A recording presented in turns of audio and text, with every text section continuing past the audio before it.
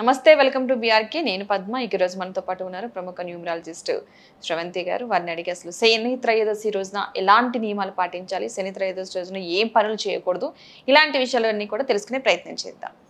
నమస్తే అమ్మా. నమస్తే. మరి 24న శని త్రయోదశి వస్తుంది. ఆ రోజు ప్రత్యేకించి ఏం చేయాలి, ఎలాంటి నియమాలు పాటించాలి, అసలు శని త్రయోదశి అంటే ఏంటి? శనివారము త్రయోదశి కలిసి వస్తే శని త్రయోదశి అని అందరికీ తెలిసిన విషయమే. అయితే శనివారం మరి ఏం పని చేయాలి, శని త్రయోదశి నాడు మనం ఏమేమి చేయాలి అని అంటే కనుక శని భగవానుడికి అంటే సాటర్న్ ప్లానెట్, సాటర్న్కి చాలా ఇష్టమైనది నడక. మీరు ఎవరైనా సరే ఏళ్ళనాటి శని ఉంది, మాకు చాలా ఇబ్బంది పడుతున్నాము అనుకుంటే, అర్ధాష్టమ శని ఉంది, శని మహర్దశ ఉంది అని అనుకుంటే కనుక నడక అనేది చాలా ఇష్టం ఆయనకి. ఆ వాకింగ్ అనేది ఎప్పుడైనా చేయండి, మార్నింగ్ కానీ ఈవినింగ్ కానీ ఎప్పుడైనా చేయండి. తప్పకుండా నవగ్రహాల చుట్టూ కూడా 19 ప్రదక్షిణాలు తప్పకుండా చేయాలి. అయితే ఈ శని త్రయోదశి నాడు మనం అస్సలు మర్చిపోకుండా చేయాల్సిన పని ఏంటి అంటే ప్రదోష కాలంలో శివుడి పూజ. ప్రదోష కాలము అని అంటే ఏంటంటే సాయంత్రం పూట సూర్యాస్తమయం అయిపోయేటప్పుడు అంటే ఒక గంట ముందు నుంచి స్టార్ట్ అవుతుంది. అక్కడ మీరు అప్పటి నుంచి ఓం నమ శివాయ అనే మంత్రాన్ని జపం చేసుకుంటూ స్వామివారికి శివుడికి గనక చక్కగా పూజ చేసుకుంటే చాలా మంచి జరుగుతుంది అని చెప్పచ్చు అనమాట. అలాగే మీరు చూస్తే మరి ఆ నామజపం దేంతో చేయాలి అంటే రుద్రాక్షమాల కానీ స్ఫటికమాల కానీ తీసుకొని జపం చేసుకోవచ్చు. లేదండి మేము ఆఫీస్లో ఉంటాము అని అనుకుంటే కనుక ఆ శనివారం సాయంత్రం మాత్రం ఎటువంటి పరిస్థితులను ఒక గంట టైం తీసుకొని గుడికి వెళ్ళి అభిషేకం అనేది చేయించుకోవడం అనేది చాలా ఇంపార్టెంట్. లేదండి మాకు ఆఫీస్లో టైమే, అసలు మనం టైంతో పాటు మనం పరిగెడుతూ ఉంటాం కానీ అసలు అంటే ఆధ్యాత్మికంగా పూజకి సంబంధించినవి ఏమైనా చెయ్యాలి అనుకున్నప్పుడు ఆ రోజే చాలా ఇంపార్టెంట్ పని వచ్చేది కూడా మనం చూస్తూ ఉంటాం.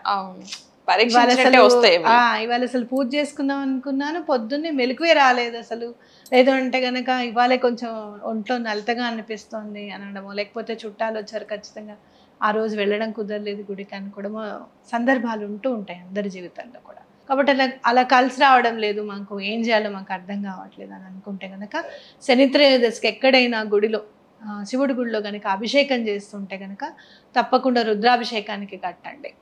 ప్రదోష పూజ కూడా చేస్తారనమాట కొన్ని గుళ్ళల్లో. చంద్రమౌళీశ్వరి గుడి అని ఉంటుంది, అలాంటి టెంపుల్స్లో ప్రదోష కాలం పూజ కూడా చేస్తారు. శని త్రయోదశి నాడు విశేషంగా పూజలు చేస్తూ ఉంటారనమాట. అక్కడ మీరు గోత్రనామాలతో పూజ కట్టుకున్నా కూడా మీకు ఫలితం అనేది లభిస్తుంది అనేది గుర్తుపెట్టుకోవాలి. అయితే ఇక్కడ శని త్రయోదశి నాడు మనకు కావాల్సింది ఏంటి అంటే శ్రద్ధ ముందు ఇంపార్టెంట్. సాటర్న్ ఎక్కడుంటాడు అని అంటే క్రమశిక్షణ ఎక్కడ ఉంటుందో సాటర్న్ అక్కడ ఉంటారు. అలాగే దాన ధర్మాలు చెయ్యాలి అనే సంకల్పం ఎవరికి ఉంటుందో వాళ్ళకి తోడై ఉంటాడు అనేది గుర్తుపెట్టుకోవాలి. అందుకే మీరు దత్తాత్రేయ స్వామి వారు కూడా శ్రీపాద శ్రీవల్లభుల ఇన్కార్నేషన్లో కూడా ఆయన అవతారంలో కానివ్వండి, లేదు అంటే కనుక నృసింహ సరస్వతి స్వామి వారి అవతారంలో కానివ్వండి, దానానికి చాలా విశిష్టత చూపించారు. అందులో అన్నదానానికి చాలా చూపించారు. లేకపోతే దో చౌపాతి దేవు లక్ష్మీబాయి అని ఆయన అడగాల్సిన అవసరం ఉంది శ్రీపాద శ్రీవల్లభులకి, అవునా కాదా? కాబట్టి అంటే ఏంటి అంటే అన్నదానం చేస్తే గనక కర్మ పరిపక్వం అవుతుంది అనేది గుర్తుపెట్టుకోవాలి. కాబట్టి మీరు ఎక్కడైనా అన్నదానం చేయడం, మీ ఇంట్లో ఒక 10 మందికో 11 మందికో వండుకోండి, ఓ పులిహారో దద్దోజనం ఏదో ఒకటి తీసుకెళ్ళి ఇవ్వడం అనమాట. అలాగే మధుర పదార్థం కనుక దానం చేస్తే కనుక మన జీవితం కూడా మధురమయంగా అవుతుందని గుర్తుపెట్టుకోవాలి. కొంచెం పులిహార, కొంచెం అలాగే అన్నపరవాణం అలా మీరు చేసుకొని మీరన్నా ఇవ్వచ్చు. ఎక్కడన్నా అన్నదానం చేస్తూ ఉంటే కూడా అక్కడ కూడా ఇవ్వడం అనేది ఇంపార్టెంట్. అలా ఈ శని త్రయోదశి నాడు ఇలాంటివి మనం గుర్తుపెట్టుకుంటూ వెళ్తే కనుక. అలాగే చాలా సందర్భాల్లో చాలామంది చెప్పేది ఏంటి అని అంటే డబ్బు విపరీతంగా ఖర్చు అయిపోతుందండి, మాకు అసలు నిలబడడం లేదు అనేది మనం వింటూ ఉంటాను నేను. అయితే నా జీవితంలో కూడా నేను గుర్తుపెట్టుకొని చేసేది ఏంటంటే ఎవ్రీ 2 మంత్స్కి ఒకసారి అన్నా, లేకపోతే మంత్ ఎండింగ్ కానీ అసలు నేను ఏం చేశాను ఖర్చు, నేను ఎక్కడ ఖర్చు పెట్టాను, నేను ఏమైనా అనవసరమైన విషయాల్లో ఖర్చు పెట్టాను. ఇవాళ ఫర్ సపోజ్ వస్తున్నాను, ఎండ బాగా ఉంది, క్యాబ్లో రావాలని అనిపించింది ఇక్కడికి. అయితే ఆటో ఛార్జెస్కి క్యాబ్ ఛార్జెస్కి ఆల్మోస్ట్ 120 రూపీస్ డిఫరెన్స్ ఉంది. ఆటోలోనే వచ్చాను నేను. ఓకే, అంటే మనం ఎక్కడ దాయగలుగుతాము డబ్బు అనేది ఖచ్చితంగా గుర్తుపెట్టుకోవాలి. అవును. గుర్తుపెట్టుకొని ఆ ప్రకారంగా మనం ఎప్పటికప్పుడు మనం చూసుకుంటూ ఉంటే గనక తప్పకుండా ఆ డిసిప్లిన్ అనేది అలవాటు అవుతుంది. సో ఎక్కడన్నా మీకు డబ్బుకు సంబంధించింది ఏమైనా ప్రాబ్లం ఉంది అంటే కనుక శని త్రయోదశి నాడు 11 రూపాయలు తీసుకొని వెళ్ళి శివుడి గుళ్ళో స్వామికి దండం పెట్టుకొని వేసుకొని, చాలా ఖర్చు అవుతోంది స్వామి, ఈసారి నుంచి అలా కాకుండా చూడండి, లక్ష్మి స్థిరంగా ఉండేటట్టు చూడండి, మేమేమో దాచుకోవాలి అని చెప్పి దండం పెట్టుకోండి. తప్పకుండా ఆ రోజు నుంచి మీరు దాయడం అనేది జరుగుతుంది. మీరు ఎక్కడన్నా అదనంగా ఖర్చు పెడుతుంటే కనుక ముందే మీకు మీ బ్రెయిన్ చెప్పేస్తుంది ఇది కాదు అదే అని.